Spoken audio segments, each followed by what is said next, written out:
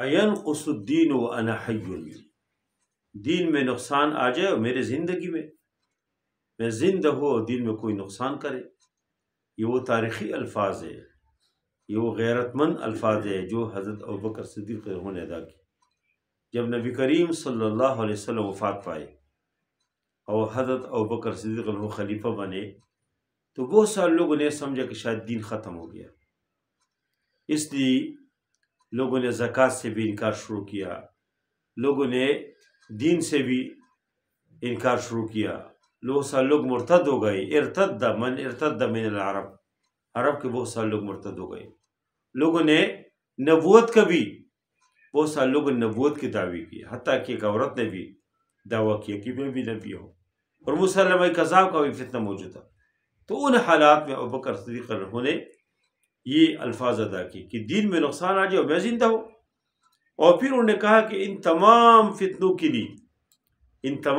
کے لیے میں میدان میں ہوں۔ لوگوں نے کہا کہ تم کس طرح لڑو گے، کس طرح ان تمام فتنوں کا مقابلہ کرو گے، اتنے محاذوں پہ کس طرح آپ مقابلہ کر سکتے ہیں؟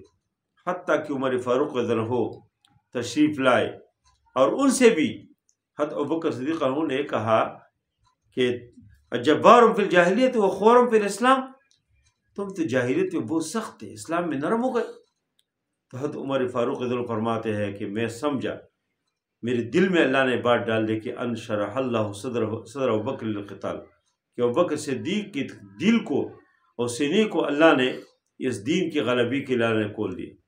اور پھر ابوبکر صدیق نکل آئے اور اس نے یہ اعلان کیا کہ اینقص الدین وانا حی، یہ بہت تاریخی خطبہ ہے، اس کا سنہری الفاظ پہ لکھنے کے اور سنے سے لکھنے کے الفاظ ہے۔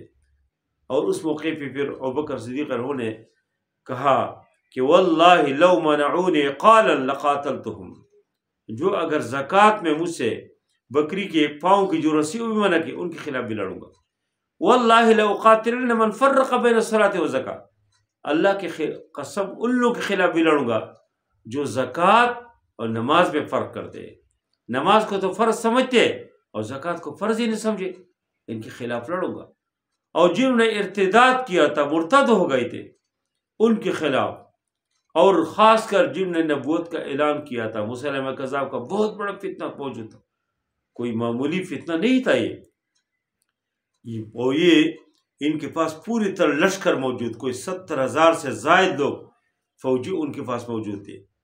اور مدینے سے ابوبکر صدیق نے اعلان کیا اور خود بھی نکلنے کی تیار ہو گئے، اور اس موقع پہ حضرت علی رضی اللہ عنہ تشریف لاتے ہیں اور ان کو زبردستی ان سے کہتے ہیں نہیں تم مدینے میں رہو، ہم جاتے ہیں۔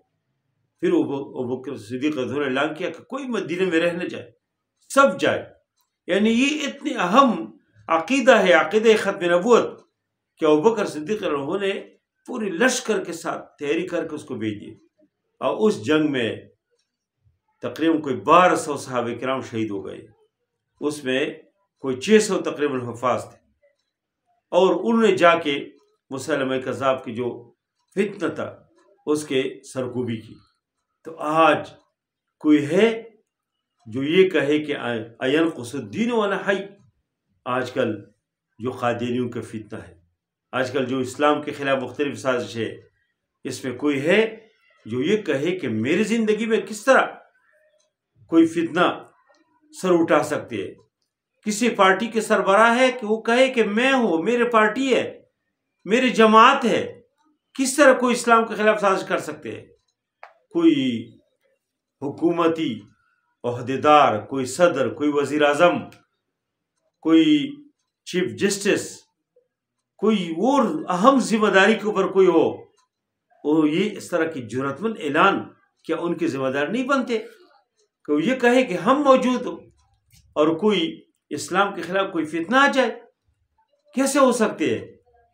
حالانکہ قادیانی جو ہے، جو اس وقت ان کی پوری طرح ہر جگہ ان کی مختلف فتنے ہیں اور فتنوں کے ساتھ وہ نکل آتے ہیں، یہ قادیانی قرآن و حدیث کی روشنی میں تو ہے ہی کافر۔ قرآن میں تقریباً کوئی 200 سے زائد آیات ہے جس سے عقیدہ ختم نبوت معلوم ہوتے۔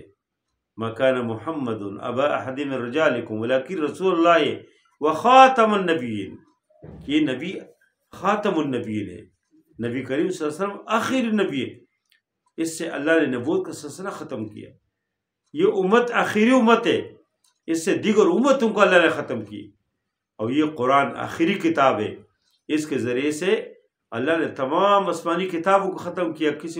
اس کے بعد کوئی اور کتاب ہے نہیں. اور اس طرح قادیانی آئین کی روح سے بھی کافر ہے. پوری پارلیمنٹ نے مل کے 1975 میں 7 ستمبر کو مل کے قادیانیوں کو کافر قرار دیا. اب اگر کس جگہ قادیانی نکل آتے ہیں گویا کہ وہ آئین کے مخالف ہے، وہ قرآن کے مخالف، وہ حدیث کے مخالف ہے. قرآن اور حدیث کی روح سے اور پاکستان کی آئین کی روح سے قادیانی غیر مسلم ہے. اس کو اجازت نہیں ہے کہ وہ مسجد کا لفظ استعمال کرے، مسجد کا نام استعمال کرے. ان کو اجازت نہیں ہے کہ یہ کلمہ جو عام مسلمان پڑھتے ہیں یہ پڑھے. اس لیے کہ اس کلمے سے مراد ان کا محمد رسول اللہ صلی اللہ علیہ وسلم سے نبی کریم صلی اللہ علیہ وسلم نہیں ہے. وہ جو محمد رسول اللہ کہتے ہیں اس سے مراد اس کی قادیانی ہے.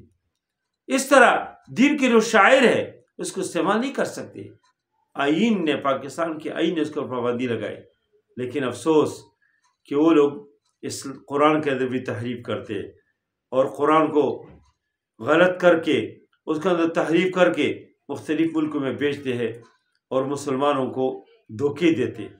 اور ملک کے اندر بھی ان کی مختلف انداز سے سازش ہے. وہ اسلام کے مخالف ہے، قرآن کے مخالف ہے، پاکستانی آئین کے وہ مخالف ہے. ایسے لوگوں کو سپورٹ نہیں کرنا چاہیے.